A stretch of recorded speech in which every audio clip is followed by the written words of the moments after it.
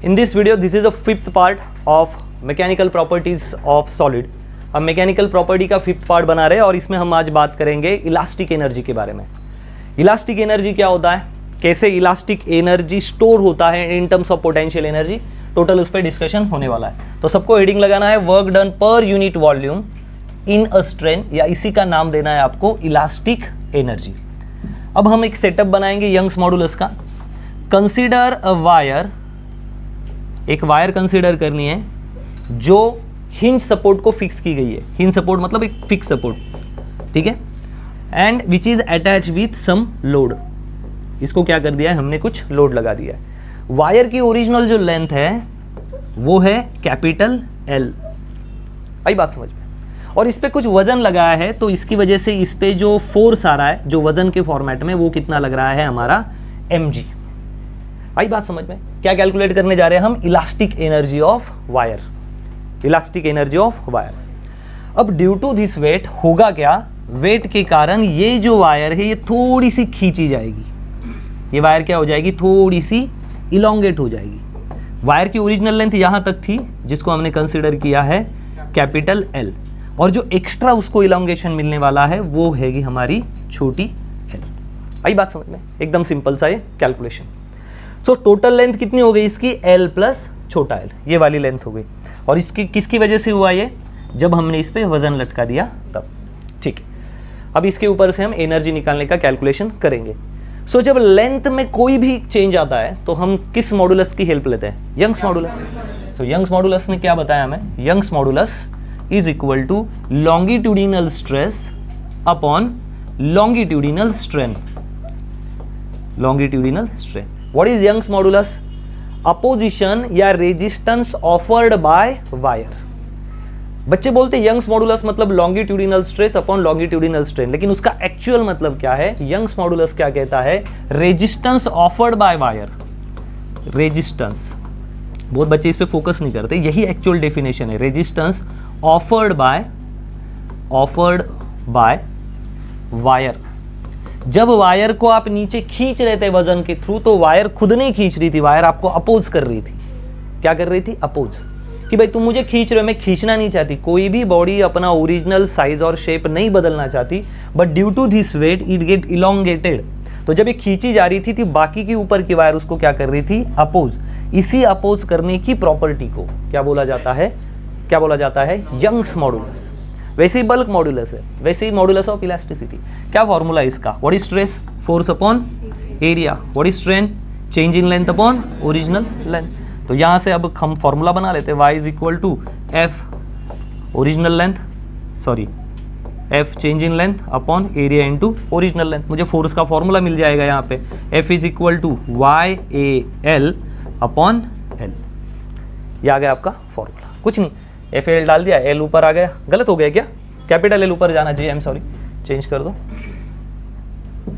Y F original length upon area into changing length. तो force का नया formula बन गया, force is equal to Y A L upon original length. बस simple सा है, ये फॉर्मूला लगा है, एल नीचे है वो ऊपर आ जाएगा, एरिया नीचे चला जाएगा, ये मिल गया मुझे फोर्स का वैल्यू।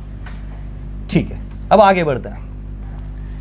अब जब हमने वायर को वेट लगाया, वायर इतनी थी और जस्ट मैंने वेट रख दिया, तो वेट के कारण ये वायर अब खींचना स्टार्ट होगी। क्या तुरंत इतनी खींची जाएगी, नहीं, धीरे धीरे उसका इलोंगेशन होगा। इसका मतलब वो कभी ना कभी यहां तक भी आई होगी, कभी ना कभी यहां तक भी आई होगी। इसका मतलब है वो खींची जा रही है। कहां से कहां तक खींचा हमने, इस पॉइंट को मैं मानता हूं जीरो, जीरो से हमने कहां तक खींचा उसको, एल तक। तो इस फोर्स के कारण उसकी क्या मिली मुझे, डिस्प्लेसमेंट। जब हमने उस पर फोर्स लगाया, वजन रखा, तो थोड़ी डिस्प्लेस हो रही थी, थोड़ा वर्क हो रहा था, यहाँ एक अलग वर्क हुआ, यहाँ अलग वर्क हुआ, और वो धीरे धीरे उसने इलोंगेशन किया। इसका मतलब क्या है, due to force in terms of weight, wire get elongated,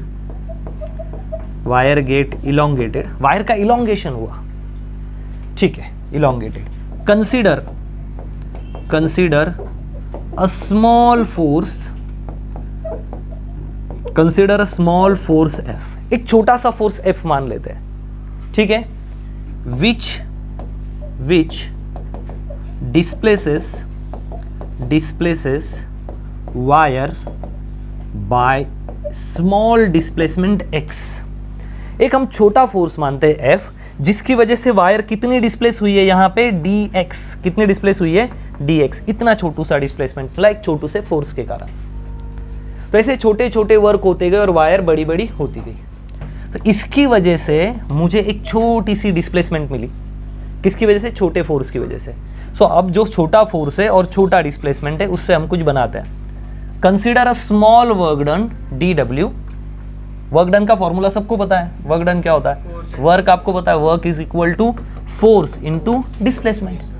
छोटा सा फोर्स लगा, छोटी सी डिस्प्लेसमेंट हुई, लेकिन फोर्स क्या है, फोर्स का क्या फॉर्मूला है। अगर मैं इसके फोर्स का फॉर्मूला बनाऊं तो छोटे फोर्स से अगर मैं इसको रिसेंबल बनाऊं तो छोटा फोर्स होगा क्या, छोटा फोर्स होगा यंग्स मॉडुलस, एरिया चेंज नहीं होगा, छोटी डिस्प्लेसमेंट अपॉन एल। यही तो फॉर्मूला है। तो मैं इसी फॉर्मूले का, देखो जैसे हमने फोर्स निकाला पूरी बड़ी वायर के लिए, उसी तरह हमने छोटी डिस्प्लेसमेंट के लिए भी एक फोर्स निकाला। अगर फोर्स का फॉर्मूला यही है लेंथ में, तो यहाँ क्या आएगा YA, यहाँ पे पूरी लेंथ ली है। अब हम पूरी लेंथ नहीं लेना चाहते, हम कितनी लेंथ लेना चाहते हैं, छोटी सी लेंथ। तो छोटी सी लेंथ क्या है, x अपॉन एल। क्यों ना मैं f का फॉर्मूला यहाँ पुट कर दूँ। So work is equal to f की जगह पे डालता हूँ YAX upon L into dx। आई बात समझ में, क्लियर है, ये बात समझ रही है। ये तो हमने यंग्स मॉडुलस से f का फॉर्मूला निकाला, लेकिन ये याद करो, इस चीज को समझने की कोशिश करो कि क्या एक साथ सब कुछ हुआ था। जब आपने वेट लगाया तो क्या सभी वायर एक साथ खींची गई, नहीं, ये उसकी ओरिजिनल लेंथ है कैपिटल L। जब आपने वजन लगाया, जब आपने वेट लगाया या फोर्स लगाया, फोर्स के कारण ये वायर थोड़ी सी खींची गई। जैसे जैसे आप फोर्स बढ़ाओगे वैसे वैसे वायर छोटी छोटी नीचे आएगी। इसका मतलब हम छोटा छोटा वर्क करेंगे, एंड छोटा वर्क इज इक्वल टू छोटा फोर्स इनटू छोटी सी डिस्प्लेसमेंट। अगर वायर इतनी खींची जा रही है, इसका मतलब उसने पहले यहां से यहां शिफ्टिंग की होगी, फिर यहां से यहां की होगी। जैसे जैसे फोर्स लगेगा वायर नीचे नीचे आएगी। लेकिन यंग्स मॉडुलस में फोर्स क्या है, फोर्स क्या है, फोर्स होता है Young's modulus area of cross section multiplied by कितनी लेंथ वो खींची जाने वाली है और ओरिजिनल लेंथ। तो अगर मैंने ये डिसाइड किया है कि अब जो डिफरेंस आने वाला है या वायर खींची जाने वाली, वो वायर कितनी खींची जाने वाली, केवल x, छोटी सी। इसलिए मैंने इसी फॉर्मूले में l की जगह पे क्या लिखा है, x, क्योंकि मैं x ही खींचने वाला हूं। क्योंकि अगर मुझे x की वैल्यू मिल जाए तो मुझे पूरी लेंथ की वैल्यू मिल जाएगी। सारी वैल्यू कैलकुलेट करने की कोई भी जरूरत नहीं है, हमें किसके लेवल केवल सोचना है x के लिए। अगर मैं इतना फोर्स लगा दूं छोटा f, कितना फोर्स लगा दूं, छोटा f, तो छोटा f लगाने के कारण मुझे कितनी डिस्प्लेसमेंट मिलेगी, तो मैंने कहा x। छोटा फोर्स लगाने से वायर कितनी खींची गई, x, तो उसका फोर्स का वैल्यू निकाला। तो उसका फोर्स का वैल्यू क्या माना हमने, फोर्स YAL तो रहेगा, लेकिन अब हमारी डिस्प्लेसमेंट L नहीं है। कितनी डिस्प्लेसमेंट कर रहे हैं हम, छोटा सा x। अब यही वैल्यू वर्क को इसमें डाल दी। वर्क का क्या फॉर्मूला है, फोर्स इंटू डिस्प्लेसमेंट, तो वो डाल दी। अब अगर मैं इन छोटे छोटे वर्क का इंटीग्रेशन कर दूं, सारे छोटे छोटे वर्क का इंटीग्रेशन कर दूं, कहां से कहां तक करना है मुझे इंटीग्रेशन, फ्रॉम 0 तो कहां तक, जहां तक वो वायर खींची गई है L तक। इंटीग्रेशन कहां से कहां तक करेंगे, 0 से लेके L तक। तो यहां लगा दिया 0 to L। तो छोटे वर्क का इंटीग्रेशन किया तो बड़ा वर्क आएगा। छोटे वर्क का इंटीग्रेशन क्या होता है, सारे छोटे छोटे वर्क मिलके क्या हो जाएगा, बड़ा वर्क। किसी फोर्स ने इतना खींचा, किसी फोर्स ने इतना खींचा, फोर्स की वजह से इतना खींचा, तो फाइनली यहां तक इलोंगेशन मिला। तो ऐसा छोटा वर्क, छोटा फोर्स इंटू छोटी डिस्प्लेसमेंट, छोटा फोर्स इंटू छोटी डिस्प्लेसमेंट, छोटा फोर्स इंटू छोटी डिस्प्लेसमेंट। तो ऐसे छोटे छोटे सारे वर्क को अगर जोड़ दें तो क्या हो जाएगा, बड़ा वर्क। और वर्क क्या है हमारा, वायर को इलोंगेशन करना। आई बात समझ में। तो यहां से क्या होगा, y और a और l, ये तो कांस्टेंट है, तो YAL कांस्टेंट बाहर, अंदर है x dx, और ये कहां से कहां तक, 0 से l तक। तो इंटीग्रेशन करो, x का इंटीग्रेशन क्या होता है, x is equal to YAL, x का इंटीग्रेशन सबको पता है x²/2, और कहां से कहां तक लिमिट लगाना है उसको, 0 से लेके l तक। एक बार अपर लिमिट डालो, माइनस एक बार लोअर लिमिट डालो। सो यहाँ लिखते हैं work is equal to YAL, एक बार L डाला तो ये क्या आ जाएगा आपका L²/2, एक बार 0 डाला माइनस डायरेक्टली 0, सो 1/2 को बाहर ले लिया तो क्या आ जाएगा 1/2 YAL, और यहाँ क्या लिखना है L², लेकिन हम L² की जगह पे लिखेंगे L इंटू L। आई बात समझ। W is equal to work, work is equal to what is YAL upon L, this is force, यहाँ पे I am sorry YAL upon L कितना आता है फोर्स के बराबर, तो YAL upon L Young's modulus cross sectional area change in length upon original length किसके बराबर होती है फोर्स। जब तक हम फोर्स नहीं लगाते तब तक वायर चेंज होगी क्या, नहीं, जब तक हम फोर्स नहीं लगाएंगे तब तक वायर चेंज होने वाली नहीं है। ये अगर स्प्रिंग है, अगर मैं इसको फोर्स लगाऊंगा ही नहीं तो ये चेंज होगी क्या। अब ये चेंज होने के लिए कौन कौन रिस्पॉन्सिबल है, इस वायर का यंग्स मॉडुलस, इसका क्रॉस सेक्शनल एरिया, थिकनेस, आई बात समझ में, YAL, L मतलब इसकी ओरिजिनल लंबाई, और फोर्स की वजह से एक्स्ट्रा खींचे जाने की वजह से मिली हुई लंबाई, ये रिस्पॉन्सिबल है किसी भी वायर के या यंग्स मॉडुलस के एक्सपेरिमेंट में फोर्स निकालने के लिए। तो भाई YAL अपॉन L फोर्स होता है, तो मैं इसमें फोर्स डाल देता हूँ मल्टीप्लाइड बाय L, और ये 1/2 आगे, ये हो गया आपका फाइनल डेरिवेशन। लेकिन याद रखना जो वर्क हमने स्प्रिंग को खींचने में लगाया, इलोंगेट करने में लगाया या खींचने में लगाया, वही वर्क इस स्प्रिंग ने किस फॉर्म में स्टोर कर लिया, पोटेंशियल एनर्जी, पोटेंशियल एनर्जी। तो जो external work, external work due to force is stored in wire in terms of potential energy। जो खींचने के लिए एनर्जी लगेगी ना, वही वायर ने किस फॉर्म में स्टोर कर ली खुद के अंदर, in terms of potential energy. आई बात समझ में। तो क्या मैं वर्क की जगह पे पोटेंशियल एनर्जी लिख सकता हूं, यस, हम उसकी जगह पे लिख सकते हैं। सो मैं डायरेक्टली लिख देता हूँ, either you can use word U, कोई किताब में ई दिया है, is equal to 1/2 force into change in length. So क्या मैं ई को या यू को, इंटरनल एनर्जी को 1/2, what is force, sir force तो वो है जो आपने उसको खींचने के लिए लगाया था।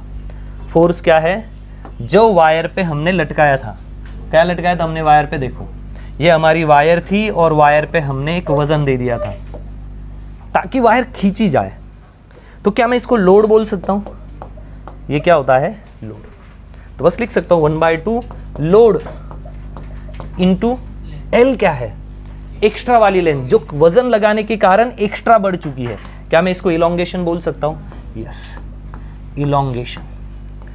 क्या ये इलोंगेशन, आई बात समझ में, यही होती है उसकी एक्सटर्नल एनर्जी, सॉरी उसकी वायर की इलास्टिक एनर्जी। ठीक है, कॉपी करो इसको। अभी इलास्टिक एनर्जी की डेफिनेशन बनाते हैं, ये आपने छाप लिया होगा। एनर्जी स्टोर्ड पर यूनिट वॉल्यूम, एनर्जी स्टोर्ड पर यूनिट वॉल्यूम इन वायर, एनर्जी स्टोर्ड पर unit volume in wire in terms of potential energy is called elastic energy। उसको आप इलास्टिक एनर्जी बोल सकते हो, और उसको क्या बोल सकते हो, स्ट्रेन एनर्जी। क्या बोल सकते हो, स्ट्रेन एनर्जी। ये वाला आपको याद रखना है, दिस इज रियली आईएमपी। तो हम वर्क डन पर यूनिट वॉल्यूम जो करते हैं, पर यूनिट वॉल्यूम में जो भी वर्क डन रहता है, जो वायर पे किया जाता है, वही इसमें किस टर्म में स्टोर हो जाएगा, in term of elastic energy, और उसको हम क्या कहेंगे, स्ट्रेन एनर्जी। क्या कहेंगे, स्ट्रेन एनर्जी। जब हम स्प्रिंग को खींचेंगे या वायर को खींचेंगे तो ये एक्सपांड हो जाएगी, और जो हमने एक्स्ट्रा फोर्स लगाया है इसको खींचने के लिए, वो एनर्जी वायर में ही स्टोर हो जाएगी। वायर में क्या हो जाएगी, स्टोर। और किस टर्म में स्टोर होगी, इन टर्म्स ऑफ पोटेंशियल एनर्जी। और स्प्रिंग का एग्जांपल मैंने आपको दिया है, मानो ये ओरिजिनल स्प्रिंग है और ये इक्विलिब्रियम पोजीशन में है। अगर मैं इसको प्रेस कर दूं तो ये कॉम्प्रेस हो जाएगी, मैंने आपको बताया था लास्ट में भी। अब हमने उसको कॉम्प्रेस करने के लिए या खींचने के लिए जो एनर्जी दी, और मानो कि मैंने इसको थोड़ा सा पैक कर दिया ताकि ये मूव ना करे, तो जो मैंने कॉम्प्रेस करने के लिए एनर्जी लगाई वही एनर्जी इसके अंदर अब स्टोर हो चुकी है। किस टर्म में स्टोर हो चुकी है? पोटेंशियल है। क्या इतने पार्ट में स्टोर हुई, या इतने में हुई, या इतने में हुई? नहीं। कैसे स्टोर हुई? पर यूनिट वॉल्यूम में। जितनी इन 2 राउंड के पास एनर्जी, उतने ही अगले 2 राउंड पे है, उतने ही अगले 2 राउंड में। हर वायर में, हर एक राउंड में स्प्रिंग के सेम एनर्जी स्टोर है। That's why we use word per unit volume. हर एक जगह पे सेम एनर्जी डिस्ट्रीब्यूट हो गई। लेकिन जब मैं इसको काट के खोल दूंगा, यही एनर्जी ये पॉपअप करके बाहर निकाल देगा। ठीक है, तो एनर्जी का रूल भी फॉलो हो जाता है, neither be created nor be destroyed. तो ये एनर्जी की जो अभी हमें इलास्टिक नेचर देखना है, तो कॉम्प्रेस करो या उसको खोलो, जब आप स्प्रिंग को खींचोगे और छोड़ोगे तो स्प्रिंग ऑटोमेटिक ऊपर जाएगी। तो ऊपर गई कैसे? यही पोटेंशियल एनर्जी की हेल्प से। अब ये पोटेंशियल एनर्जी को किस में बदल देगा? काइनेटिक एनर्जी में। तो क्या हमारा आया? इलास्टिक या स्ट्रेन एनर्जी का फॉर्मूला U या E is equal to 1/2 F into L। What is F? F का क्या वैल्यू है? F is equal to YAL upon L। बराबर है, यही से हमने निकाला। ठीक है, तो ये सब कुछ था वर्क एनर्जी के बारे में। एनर्जी जब आप निकालते हो तो एनर्जी ही होती है आपका वर्क, और वर्क की होती है एनर्जी। कहाँ वर्क किया? स्प्रिंग को या वायर को खींचने में जो वर्क किया, वही वर्क स्प्रिंग में किस टर्म में जाके से हो गया? एनर्जी की टर्म में। वर्क ही एनर्जी है।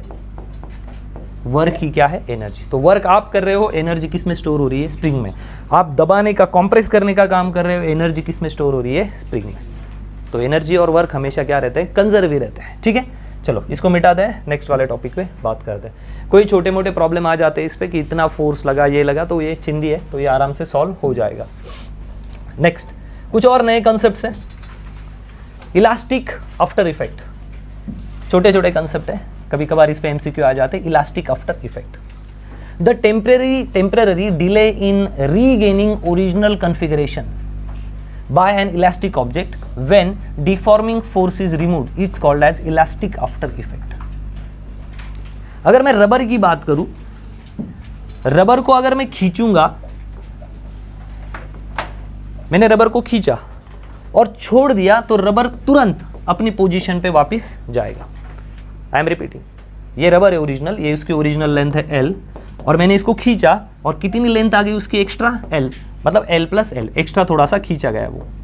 जैसे मैं उसको छोड़ दूंगा, वो वापस तुरंत चला जाएगा। लेकिन कुछ केस में आपने ऐसा भी देखा होगा कि आपने किसी अलग टाइप के रबर को खींचा है, अलग टाइप के, और वो खींचा भी गया है, लेकिन वो तुरंत अपनी पोजीशन पे नहीं गया। वही वो कह रहा है, टेम्पररी डिले, छोटा सा समय लगता है उसको अपनी ओरिजिनल पोजीशन पे आने के लिए, क्योंकि इसके इंटरमोलेक्युलर जो एटम्स है ना, ये स्ट्रेच हो चुके हैं, इनका डिस्टेंस क्या हो चुका है? बढ़ गया है। So it required some time to again settle down. तो रबर का एग्जांपल हमें दिमाग में नहीं आता है कि खींचने के बाद वो तुरंत जाता है, लेकिन कुछ चीजें ऐसी होती कि अगर आप उसको खींचोगे तो कुछ समय लगेगा, तो उसी टेम्पररी समय को हम क्या बोलते हैं? Elastic after effect. क्योंकि किसी चीज को स्ट्रेच करना या वायर को खींच लेना, इसके कारण उसके इंटरमोलेक्युलर स्ट्रक्चर में या इंटरमोलेक्युलर डिस्टेंस में क्या आता है? Nominal change. तो अपनी ओरिजिनल पोजीशन रीगेन करने के लिए जो छोटा सा टाइम डिले लगेगा, इट मे बी चेंज, भाई ज्यादा हो सकता है, कम भी हो सकता है, उस टेम्पररी डिले को ही क्या कहा जाता है? Elastic after effect. अगर इसमें एमसीक्यू आ जाए कि what is elastic after effect, permanent delay, permanent deformation और short time required to regain its original size and shape, तो उसका ऑप्शन आएगा short time required to regain its original size and shape. This is called as elastic after decay. आई बात समझ में? ये plastic की चेयर में आप देख सकते हो, प्लास्टिक की चेयर पे मानो कोई बंदा बैठ गया है, ये उसकी टांगे, और काफी वजन के कारण यहाँ पे थोड़ा सा डिफॉर्मेशन मिला है, जैसे कि ये जो लेग्स है ना, ये इधर शिफ्ट हो गए, ये उसकी 1 नंबर की पोजीशन थी और वजन के कारण वो डिफॉर्म हो गए और कहाँ आ गए? यहाँ पे। जब वो बंदा यहाँ से चेयर से उठ के साइड में चला जाएगा, ये तुरंत नहीं आएंगे, धीरे धीरे ऐसा लगेगा 1-2 सेकंड का डिले कि ये अपने ओरिजिनल पोजीशन पे क्या आ रहे हैं? वापिस। तो वो जो डिले है रीगेन करने के लिए, उसको ही क्या बोलते हैं हम? Elastic after effect. उसके बाद एक और कॉन्सेप्ट है जिस पे बात करना चाहेंगे हम, दैट इज इलास्टिक फटीग। क्या है? अपने वो स्ट्रेस स्ट्रेन का जब कर्व मैंने पढ़ा है ना, तो वहाँ पे आपको इलास्टिक फटीग दिखा होगा। इलास्टिक फटीग क्या है? Due to repeated alternating deforming forces on elastic body its behaviour become less elastic. ठीक है, ये एक लॉन्ग टर्म प्रोसेस है। इलास्टिक फटीग क्या है? एक लॉन्ग टर्म प्रोसेस। मानो कि कोई बॉडी है, थोड़ा सा इलास्टिक नेचर बता रही है, हमने उसको खींचा, छोड़ दिया, रिगेन कर लिया, खींचा, छोड़ दिया, ऐसा हमने बहुत बार किया। प्रैक्टिकली होता है ये, मैं इसको खींच रहा हूँ, ये जा रहा है, मैं इसको खींच रहा हूँ, ये जा रहा है। अगर यही प्रोसेस हजारों लाखों बार की जाए तो कुछ समय के बाद इसकी जो इलास्टिक नेचर है वो क्या हो जाएगी? कम। इसी नेचर को क्या बोलते हैं? Elastic fatigue. कोई भी रबर को आप बार बार खींचोगे, ठीक है ना। मानो कोई एक लड़की है और वो बालों को रबर लगा रही है, तो रबर लगाने के लिए वो खींचा जाएगा। ऐसा मानो कि वही जो रबर बैंड है वो बहुत दिन यूज हुआ, तो एक समय ऐसा आएगा कि उस रबर बैंड को फेंकना पड़ेगा। ठीक है, तो बालों को, अभी यार ये थोड़ी अलग ही लड़की हो चुकी है, लेकिन मानो कि उसको बालों को रबर बांधना है, तो रबर बांधने के लिए वो रबर को खींचेगी। ठीक है, जो भी गलती हो गई, ठीक है, तो बार बार यही रबर यूज करने के कारण उसको खींचा जाएगा और उसका इलास्टिक नेचर क्या हो जाएगा? वो थोड़ा सा डाउन हो जाएगा, वो फिट नहीं बैठेगा। तो कोई भी चीज़ को जब आप बार बार यूज करते हो तो उसका इंटरमोलेक्युलर सेट हो जाता है। इसके एटम का जो डिस्टेंस है ना, ये रिगेन करने की जो कैपेसिटी वो नेचुरली खो देता है। वो रिगेन करता है लेकिन उतना नहीं करता जो वो स्टार्टिंग में कर रहा था। इसका मतलब एटम क्या हो जाते हैं? लूज, या हम उसको कहेंगे कि ये कुछ सेट कर लेता है खुद में। इसी चीज़ को हम क्या कहते हैं? Elastic fatigue. ठीक है, तो ये दो कंसेप्ट है, कभी इस पे अगर थ्योरेटिकल लेवल के सवाल आ जाए तो हम आराम से कर सकते हैं। ठीक है, अब जल्दी हम लेक्चर के एंड में हम अभी यहाँ पे प्रॉब्लम शुरू कर देंगे सॉल्व करना। आगे बढ़े, तो ये कोई एकदम हाई फाई कॉन्सेप्ट नहीं था। नेक्स्ट, इस लेक्चर में ही हमें और एक आईएमपी टॉपिक पे बात करनी है, वो है डेविएशन, या आप उसको कहोगे डिप्रेशन ऑफ रेक्टेंगुलर बीम। किसके बारे में बात कर रहे हैं? बीम के बारे में। इस टाइप का जो कॉन्सेप्ट है ना, ये एक्चुअल में, इस टाइप के कॉन्सेप्ट को एक्चुअल में हम क्या बोलते हैं? Application based concept. ठीक है, तो आप लोग क्या करो, इसकी डायग्राम निकालो और इसको कॉपी करो, फिर इसके बारे में हम डिटेल में बात करते हैं। डिप्रेशन ऑफ रेक्टेंगुलर बीम्स के बारे में बात करेंगे। बीम और कॉलम सबको पता है, जब घर पे छत आता है जिसको हम स्लैब कहेंगे, तो स्लैब को होल्ड करने के लिए आजू बाजू में बीम डाले जाते हैं। क्या डाले जाते हैं? बीम। बीम के कारण आपका स्लैब होल्ड होता है। आई बात समझ में? ऐसा मानो कि ये ऊपर से आपका स्लैब गिरा है, ये स्लैब है, तो स्लैब को होल्ड करने के लिए नीचे क्या लगाने पड़ेंगे? बीम। क्या डालने पड़ेंगे? बीम्स।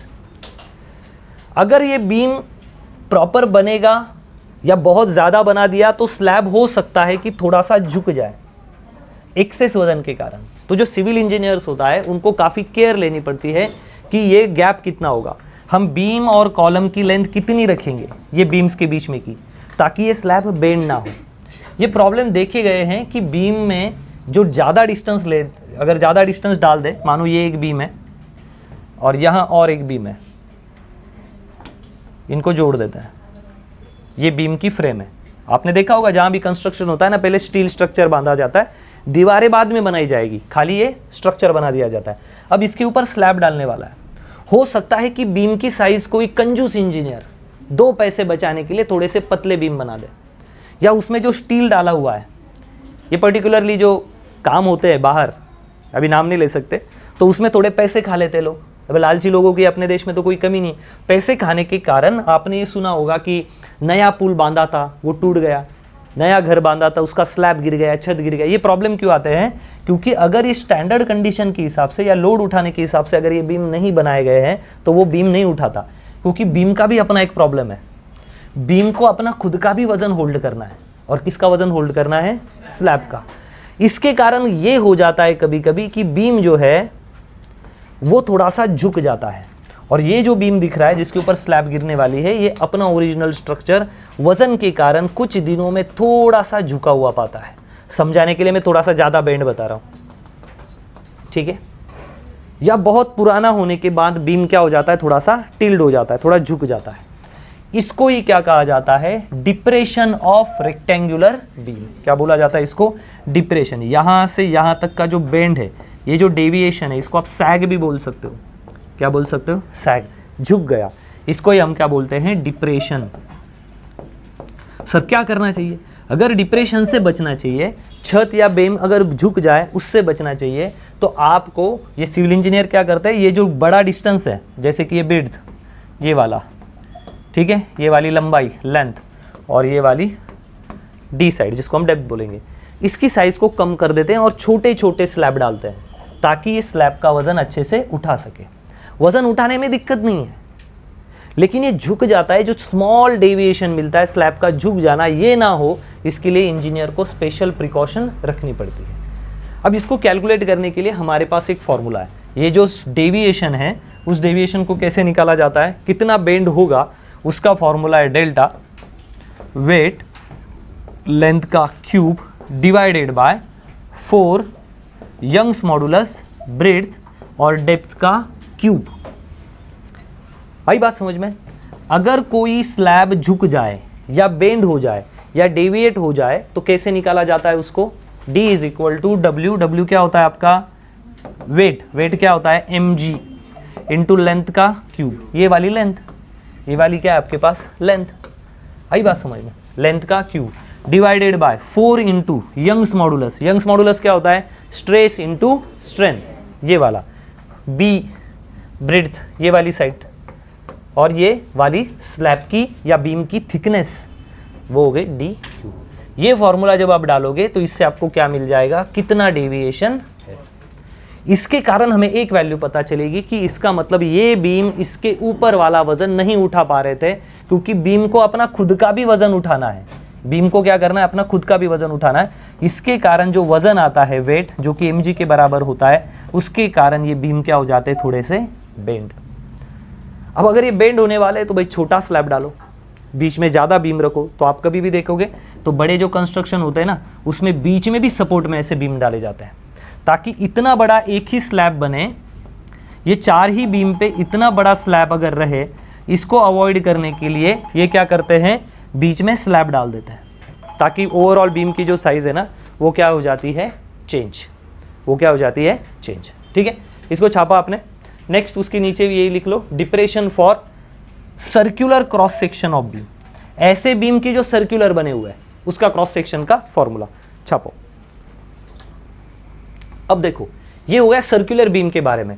हो सकता है कि जो बीम डाला हो वो सर्कुलर हो, ये फॉर्मूला दिमाग में सेट हो गया आपके।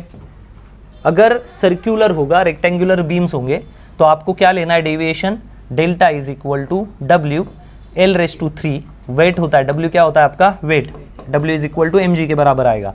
4 यंग्स मॉडुलस की वैल्यू दी होगी b और d, ये ब्रेड्थ हो गई, और ये हो गई उसकी थिकनेस, उसका क्यूब।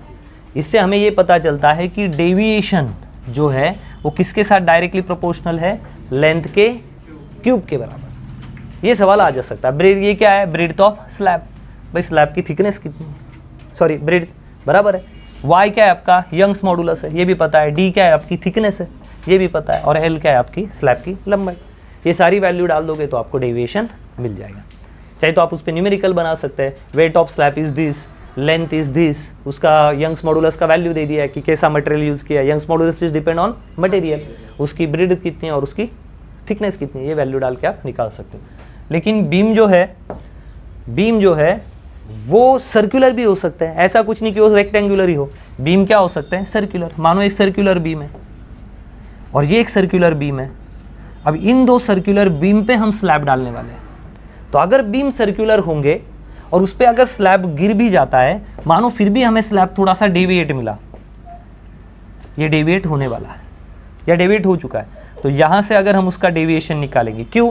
खुद के ही वजन के कारण बीम क्या हो जाता है? थोड़ा सा बेंड। उसके लिए सॉल्यूशन भी, लेकिन उसके बारे में ढूंढना है। तो उसका फॉर्मूला है delta is equal to weight length का क्यूब। यहाँ 4 था, यहाँ कितना आएगा? 12। यहाँ पे यंग्स मॉडुलस था, यहाँ से भी क्या आएगा? Young's modulus. यहाँ पे था b और d का क्यूब, यहाँ पे क्या लेना है आपको? पाई आर स्क्वायर, क्योंकि बीम क्या है? सर्कुलर। इतने 2 फॉर्मूले आपको याद रखने हैं। अब यहाँ पे उन्होंने सॉल्यूशन दिया टू मिनिमाइज द डिप्रेशन। अगर वजन ज्यादा हुआ तो डिप्रेशन होने ही वाला है। अगर इसको मिनिमाइज करना है इन द बीम और स्लैब, बीम और स्लैब में आपने देखा होगा पुराने घरों में थोड़ा डिप्रेशन आ जाता है, बेंड हो जाता है, तो उन्होंने कहा है कि उसकी लेंथ क्या करनी चाहिए, आपको स्लैब की लेंथ क्या रखनी चाहिए, शॉर्ट। तो अगर बड़ा घर है और इतना बड़ा एक ही स्लैब आने वाला है, यहाँ पे एक बीम डाल दिया है, यहाँ पे ऐसा एक बीम है और यहाँ पे, तो इन चारों बीम पे अगर ये वजन आने वाला है और हमें लग रहा है कि बड़ा स्लैब बनने वाला है, उनके मैथमेटिकल कैलकुलेशन के हिसाब से वो क्या करते हैं, बीच में एक क्रॉस स्लैब डाल देते हैं। क्या डाल देते हैं, एक क्रॉस। तो एक ही स्लैब होने की जगह पे अब कितने स्लैब हो गए, 4। इसका मतलब बीच में जो क्रॉस था उसने उसका वजन लेने के लिए सपोर्ट किया। तो ये 50 साल 30 साल 40 साल जो भी उसका लाइफ ड्यूरेशन क्या होगा, बढ़ेगा। क्योंकि अगर स्लैब बेंड हो जाए, मानो इस बंदे ने स्लैब ऐसा बनाया और नीचे सोया है रात को, और मानो वो यूट्यूब पे वीडियो देख रहा है, छत के गिरने से 2 बच्चों की मौत, छत के गिरने से एक बुढ़ाऊ स्वर्ग में चला गया। अब इसके मन में तो ख्याल आ गया ना, अपना भी घर का स्लैब तो झुका हुआ है, शायद कल की न्यूज़ में मेरा ही फोटो है ना, ऐसा टेढ़ा मेढ़ा हाथ का है ना। इसके कारण लोग स्लैब को बेंड नहीं होना चाहते। या सीधी बात है ना, स्लैब अगर बेंड हुआ तो नीचे वाला आदमी इंजरी हो सकती, मर भी सकता है। इसके कारण सिविल इंजीनियर क्या कहता है, एक तो स्लैब की लेंथ कम कर दो या स्लैब का एरिया क्या कर दो, थोड़ा कम कर दो। तो उसके लिए क्या है कि अंदर से वो एक्स्ट्रा स्लैब डालते हैं। तो इसलिए कहा है कि मिनिमाइज कर दो। ये प्रॉब्लम आ सकती है, बड़ा अगर स्लैब डालते हैं तो उसको निकालने का, डेविएशन निकालने का या डिप्रेशन निकालने का, सैग निकालने का फॉर्मूला ये है, यह हमें याद रखना है। ठीक है, तो इस टॉपिक पे भी सवाल आ सकते हैं।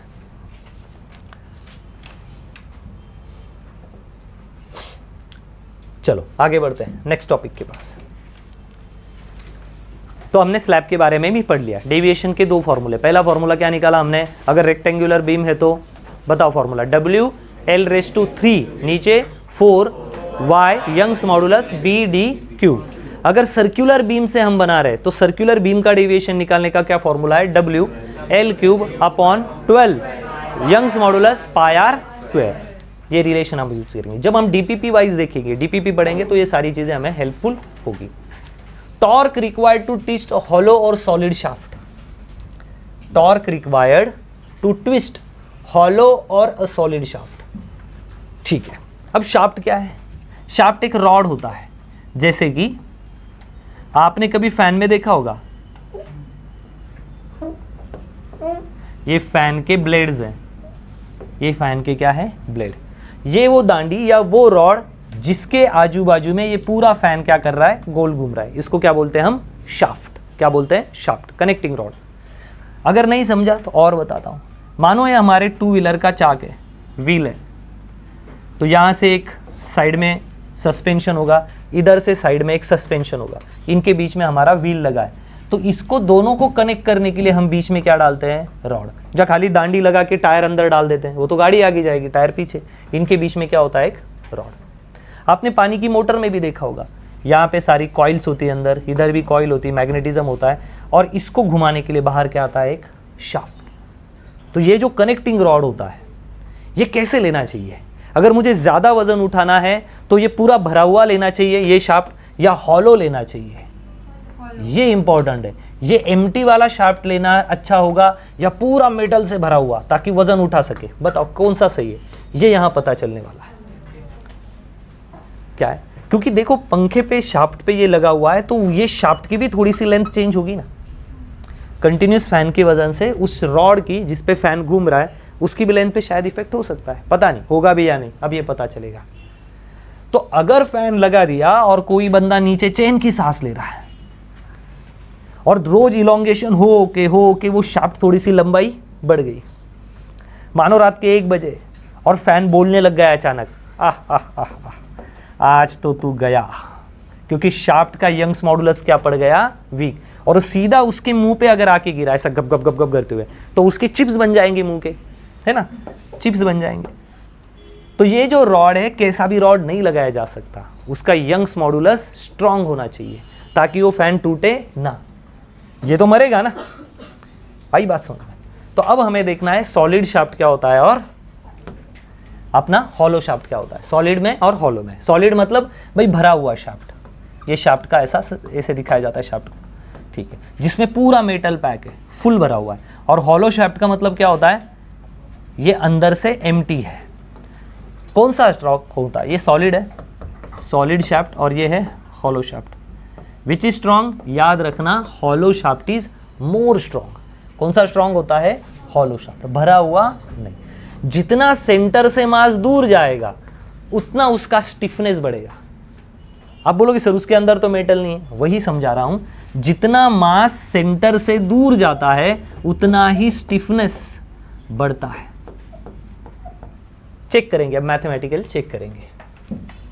Hollow shaft is stronger than solid shaft. याद रखना हॉलो शाफ्ट हमेशा स्ट्रॉन्ग रहेगा, किसके हिसाब से, सॉलिड से। अब घर के फैन में भी जाके चेक करो, वो जो शाफ्ट होगा ना पूरा भरा नहीं होगा, शाफ्ट क्या होगा, अंदर से खोखला। ठीक है, same mass length and material required to produce a twist in the solid. तो अब हम क्या करेंगे, ट्विस्ट करेंगे इसको और वहां से कैलकुलेट करने की कोशिश करते हैं। अब मैंने क्या किया, एक सॉलिड शाफ्ट लिया, सॉलिड शाफ्ट, और उसको क्या करने वाला हूं मैं, ट्विस्ट। क्या करने वाला हूं, एक ट्विस्ट देने वाला हूं। एक ट्विस्ट के लिए कितना टॉर्क लगेगा। अगर मैं किसी चीज को ट्विस्ट देना चाहूं तो ट्विस्ट देना मतलब क्या होता है, टॉर्क। मतलब एक साइड से इधर से पकड़ा, इधर से इसको इधर घुमाया और इसको कहां घुमाया, उधर। तो एक राउंड कंप्लीट करने के लिए हमें क्या लगाना पड़ेगा, टॉर्क। टॉर्क समझते हो, जैसे कि सुबह हम जब नल चालू करते हैं पानी के लिए तो हम उसको कैसा फोर्स लगाते हैं, ऐसा, इस टाइप का।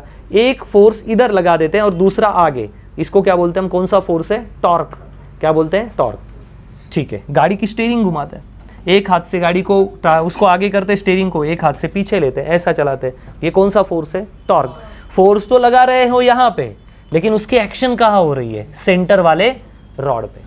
सो this is what, force into perpendicular distance from axis of rotation is called as torque.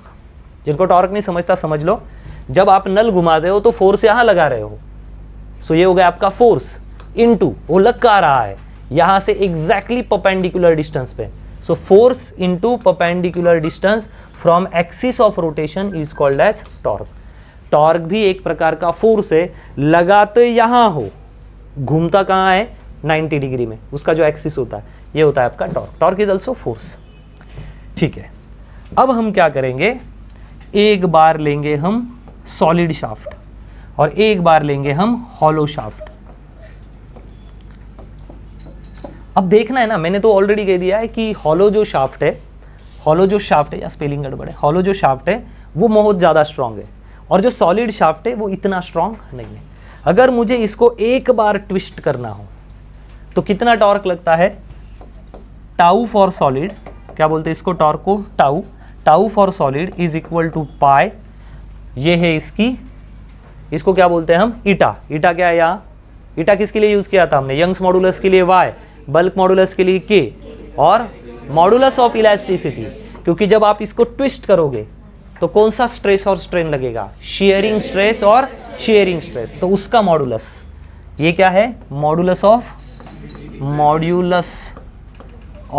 Rigidity पाई। उसके बाद r का r⁴ divided by twice l। तो ये हो गई इसकी लेंथ, ये हो गई इसकी रेडियस r का क्यूब, ये हो गया मॉडुलस ऑफ रिजिडिटी और पाई वैल्यू। तो अगर आप किसी शाफ्ट को ट्विस्ट करना चाहते हो, एक बार, एक ट्विस्ट, केवल ना 10-12 ट्विस्ट नहीं, एक ट्विस्ट, तो उसके लिए कितना टॉर्क जनरेट करना पड़ेगा, कितना फोर्स लगेगा आपको, pi modulus of rigidity r³ twice l, इतना आपको लगेगा। आई बात समझ में? एक न्यूमेरिकल भी कर सकते, या पहले इसको पढ़ लेते फिर करेंगे। अब यहाँ पे क्या हो रहा है, ये हॉलो शाफ्ट है। कौन सा शाफ्ट है, हॉलो, अंदर से खोखला है। इसके अंदर वाले की जो रेडियस है ना उसको मानता हूं मैं r1, अंदर वाला जो सर्कल है ना उसकी रेडियस कितनी लेता हूं, r2, और बाहर वाला जो साइड है उसकी ले लेता हूं मैं, ये r1 अंदर का और बाहर वाले की ले लेता हूं r2। बराबर है, दो सर्कल है ना, ऐसा और ऐसा, तो अंदर वाले की r1 मान लो और जो बाहर वाला बड़ा है उसकी क्या मान लो, r2। क्लियर है, फॉर्मूला सब कुछ सेम है, केवल क्या चेंज करना है, tau of hollow, torque, twist करने वाला force is equal to pi modulus of rigidity, और यहाँ r की जगह पे डालना है r2⁴ minus r1⁴ divided by twice l, इतना ही आपको करना है।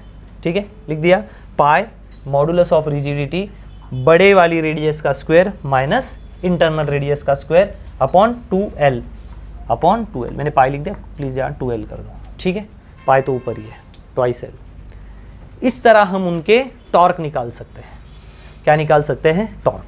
ये उस रॉड की टेस्टिंग है कि कितना वो शेयरिंग स्ट्रेस पकड़ पाएगा। ऐसा तो नहीं कि हम थोड़ा ट्विस्ट कर देंगे, हॉलो है तो टूट जाएगा, नहीं। प्रैक्टिकली ये साबित हुआ है कि हॉलो जो शाफ्ट होते हैं वो काफ़ी स्ट्रांग होते हैं सॉलिड शाफ्ट से। अब इसके ऊपर न्यूमेरिकल भी बन सकते हैं, छोटे मोटे न्यूमेरिकल हम बना सकते हैं। जैसे कि हमने कोई न्यूमेरिकल ले लिया, यहाँ पे बना लेते हैं न्यूमेरिकल, आप उसको सॉल्व करने की कोशिश करो। फाइंड टॉर्क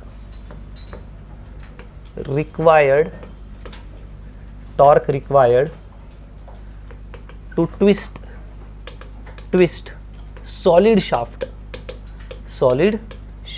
कितना टॉर्क लगेगा सॉलिड शाफ्ट को ट्विस्ट करने के लिए, ठीक है। इफ उसका ईटा मतलब मॉड्यूलस ऑफ रिजिडिटी, ये कितना है 3.14। कितना है modulus of rigidity? 3.14। And length उसकी है, लेंथ देके रखी है 6.28 मीटर। लंबाई कितनी है रॉड की? 6.28। और जो मटेरियल बना है उसका मॉड्यूलस ऑफ रिजिडिटी कितना है? 3.14।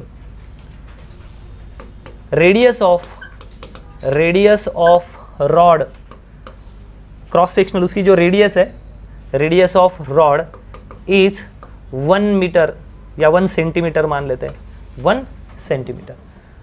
सो बताओ कितना ट्विस्ट करना पड़ेगा एक राउंड के लिए, कितना टॉर्क उसको लगेगा। अब इसमें हम वैल्यू डाल देते हैं। चलो यही फॉर्मूला है। पाई की वैल्यू कितनी है?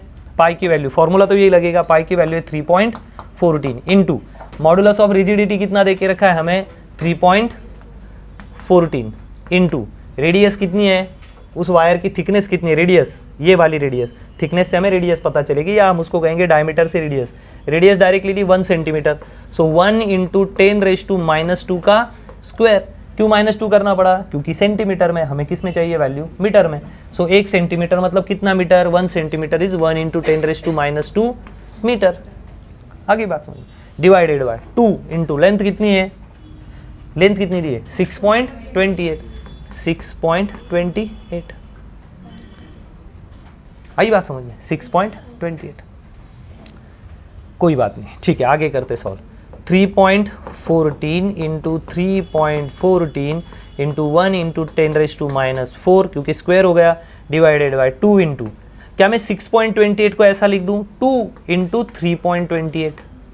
6.28 मतलब क्या? 2 बार 2.28, ये मर गया, सॉरी 14, ये मर गया, ये मर गया, 2 2 जा 4, तो 4 को इससे डिवाइड कर दो और 10⁻² से कैलकुलेट कर दो, आ गया आपका टॉर्क।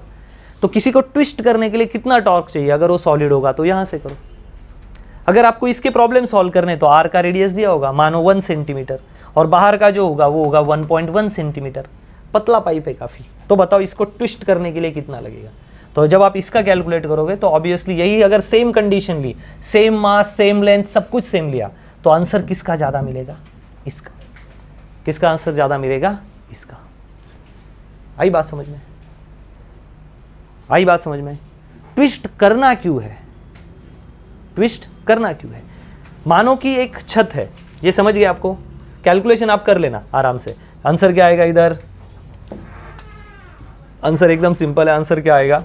ऊपर बचा 3.14, इधर बचा 1 इंटू 10⁻⁴, नीचे बचा 4, बस इसको कैलकुलेट करना है आपको। आई बात समझ में? इसका कैलकुलेशन किया मतलब 3.4 को 4 से डिवाइड कर दो, तो जो आंसर आएगा 10⁻⁴ से मल्टीप्लाई कर दो, उतना टॉर्क आपको लगेगा उसको बेंड करने के लिए। क्यों इसका बेंडिंग निकाला जाता है, इतना क्यों इंपॉर्टेंट है ये? इसका कारण है, मानो कोई स्ट्रक्चर है जिसमें हमको पाइप लगाना है, जिसमें हमें क्या लगना है? पाइप। और यहाँ पे कुछ सिस्टम बना के रख देते हैं, इसके ऊपर कोई चीज़ है, ब्लेड लगाया है, जो ब्लेड किसी चीज़ को काटता है और बार बार ऐसे घूमता है। क्या करता है? बार बार ऐसे घूमता है। तो बार बार घूमने के कारण मशीन में, अगर ये ब्लेड है, कोई चीज़ आ रही है उसको काट रहा है, और उसको बार बार, ये नीचे रॉड लगा है, इसको ऐसा घूमना पड़ता है, मशीन की अरेंजमेंट ऐसी। इसके कारण कोई दिन ऐसा ना हो जाए कि यही टूट जाए, कोई दिन ऐसा ना हो कि नीचे का पार्ट ही क्या हो जाए, टूट जाए। अगर इसको नहीं टूटना है तो आप इसको सॉलिड यूज करोगे इस रॉड को, या हॉलो यूज करना पसंद करोगे? हॉलो, क्योंकि हॉलो की जो स्ट्रेंथ होती है वो सॉलिड से कई गुना ज़्यादा होती है। तो जहाँ पे आपको हॉलो पाइप्स यूज़ करने पड़े, हॉलो सिलेंडर यूज़ करने पड़े, और अगर आपको कभी सॉलिड सिलेंडर यूज़ करना पड़े तो बेस्ट चॉइस क्या रहेगी आपके लिए? हमेशा हॉलो सिलेंडर, क्योंकि हॉलो सिलेंडर की स्ट्रेंथ क्या होती है? ज़्यादा। जब उसको बार बार ट्विस्ट भी किया जाएगा तो पहले कौन टूटेगा? सॉलिड टूटेगा या हॉलो? सॉलिड टूट जाएगा, हॉलो टूटेगा नहीं। इसलिए मोस्ट प्रोबेबली जब पाइपिंग सिस्टम यूज़ किया जाता है तो हॉलो पाइप्स यूज़ करते हैं, ना कि सॉलिड पाइप, या उसमें थोड़ा सा अंदर ड्रिल करके होल बना देते हैं ताकि उसकी स्ट्रेंथ क्या हो जाती है? बन जाती है। तो बस उसी का रेशो भी आया है, कभी कभी एग्जाम में रेशो भी पूछ लेते हैं। तो आपके पास सॉलिड का भी टॉर्क निकालने का तरीका है और हॉलो का भी है।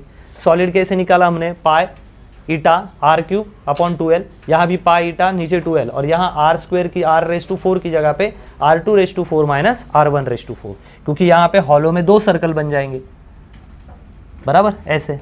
तो इसकी रेडियस हम मानते हैं r1 और बाहर वाले की रेडियस मान लेते हैं r2। ठीक है, याद रखना हॉलो वाले पाइप्स बहुत स्ट्रांग होते हैं एज कंपेयर टू सॉलिड वाले, और हमें क्या देखना है? उसका टॉर्क। ठीक, इनका रेशो भी लेके उन्होंने बताया, रेशो ले लेते हैं। अगर हम टाउ सॉलिड ले ले अपॉन टाउ हॉलो ले ले, तो टाउ सॉलिड क्या है हमें पता है। अगर मैं दोनों का रेशो लूँ, सॉलिड क्या है? पाई ईटा r⁴ अपॉन ट्वाइस l, ये क्या है? पाई ईटा r⁴ r⁴ upon 2l, l करना है यहाँ पे, 2l गया, पाई और ईटा चले गए। तो फॉर्मूला क्या बना? Is equal to T solid upon T hollow r⁴ upon r² minus r⁴, यह हमारे पास आके बन गया ऐसा। ठीक है, अब हम ये सॉलिड अपॉन हॉलो है, मैं इसको उल्टा कर देता हूँ, मैं बना देता हूँ tau of hollow, torque of hollow upon torque of solid. तो ये क्या बन जाएगा? r⁴ minus r⁴ upon r⁴, या r⁴, मैं इसको r ही नाम देता हूँ, r⁴। ठीक है, अगर मैं इसको लिखने का तरीका बदल दूं, कुछ ऐसा लिख दूं, r⁴ मतलब क्या है? r⁴ ही है।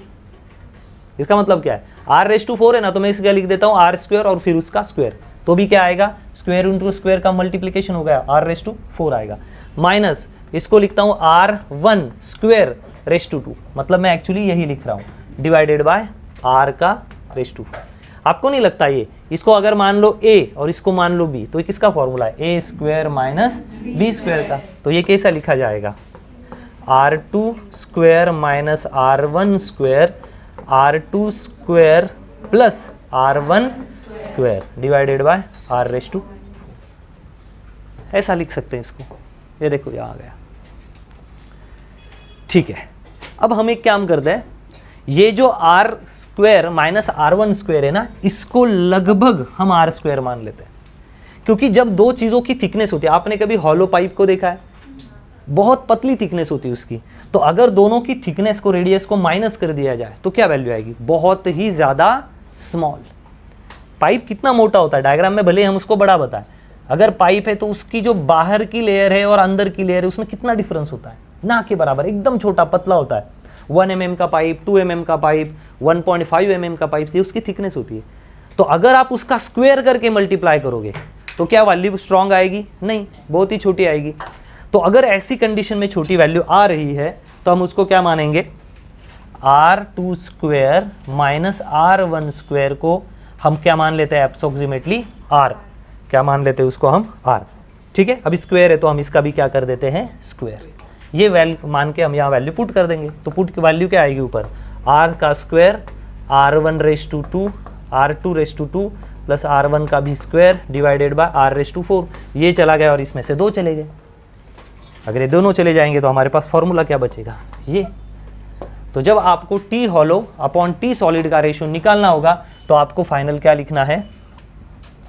आपको फाइनल यही लिखना है डायरेक्टली कि T hollow upon T solid is equal to r2 का स्क्वायर प्लस r1 का square divided by r square. So R2 क्या है, हॉलो पाइप के बाहर वाली रेडियस, R1 क्या है, हॉलो पाइप के अंदर वाली रेडियस, और R क्या है, सॉलिड पाइप की रेडियस। इन दोनों का रेशियो लेके जो भी आंसर आएगा वो आपका करेक्ट आंसर होगा, और it must be greater than 1। एक से हमेशा क्या आएगा, ज़्यादा। तो कभी भी आप सॉलिड और हॉलो पाइप को कंपेयर करोगे तो ये सिनारियो आपका बनेगा। यहाँ से भी प्रॉब्लम आपको सॉल्व होता है। अगर आपको पूछा जाए कि टी हॉलो और टी सॉलिड का रेशियो ले लो, तो आप यहाँ से करके देखना, तो आपको ये पता चलेगा कि आंसर एक से ज़्यादा आएगा। इसका मतलब कौन स्ट्रांग है, हॉलो पाइप स्ट्रांग है। तो उसको एक ट्विस्ट करने के लिए जो टॉर्क लगेगा, तो एक ट्विस्ट इजीली किसका हो जाएगा, सॉलिड पाइप का या हॉलो पाइप का?